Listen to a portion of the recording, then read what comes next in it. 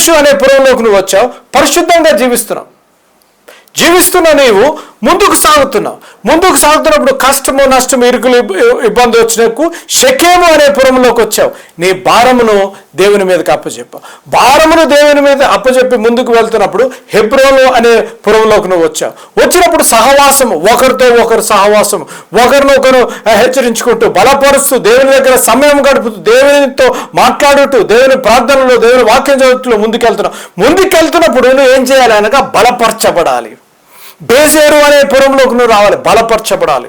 You should be strong. మనము ఒకరిని ఒకరు బలపరచుకోవాలి కదా. చూడండి, అనేక సార్లు బలము లేని వారంగా, నాకు ఇష్టమైన వచనం ఫిలిప్పీయులకు రాసిన పత్రిక 4:13 చూడండి. I can do all things through Christ which strengthens me. క్రీస్తులో సమస్తము సాధ్యము.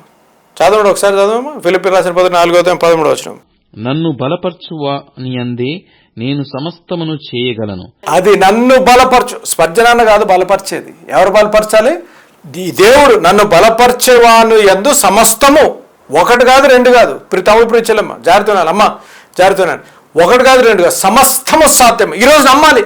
I can do all things through Christ which strengthens me.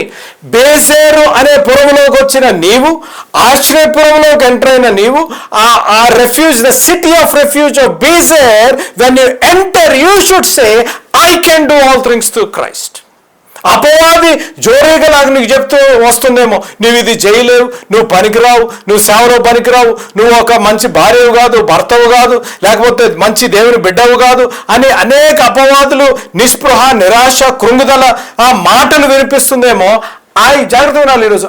I cannot, వింటున్నారు కదా, I cannot be a good person, I cannot be a good husband, I cannot be a child of God. అనగా నేను ఒక మంచి భార్యను కాదు, నేను ఒక మంచి భర్తను కాదు, నేను ఒక మంచి తండ్రిని కాదు, నేను ఒక మంచి తల్లిని కాదు, నేను ఒక మంచి దేవుని సేవకుడిని కాదు, అసలు నేను దేవునికి అసలు ఉపయోగకరమైన వ్యక్తిని కాదు, ప్రయోజకుడిని కాదు అనేది తీసివేసి ఐ కెనాట్ తీసివేసి ఏం చేయాలో తెలుసా?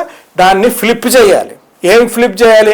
ఐ కెనాట్ అనే దాన్ని తీసేసి ఫిలిప్పీ 4:13 రాయాలి. మీరు ఏమని రాయాలి?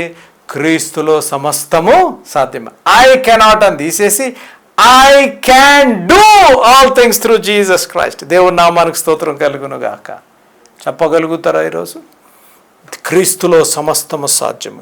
ఇన్ని సంవత్సరాలు నువ్వు అనుకుంటూ వచ్చావేమో, ఇన్ని సంవత్సరాలు నేను దేనికి పనికిరాను, నేను బలహీనురాలు. ఈ రోజు నువ్వు అనుకోవాలి, పరిశుద్ధ జీవితము జీవిస్తున్న నీవు, కదేశులో ప్రవేశించిన నీవు, షెకెములో ప్రవేశించిన నీవు, హెబ్రోన్లో ప్రవేశించిన నీవు, బేజేరులోకి వచ్చాను అనాలి, నేను బలవంతుడు.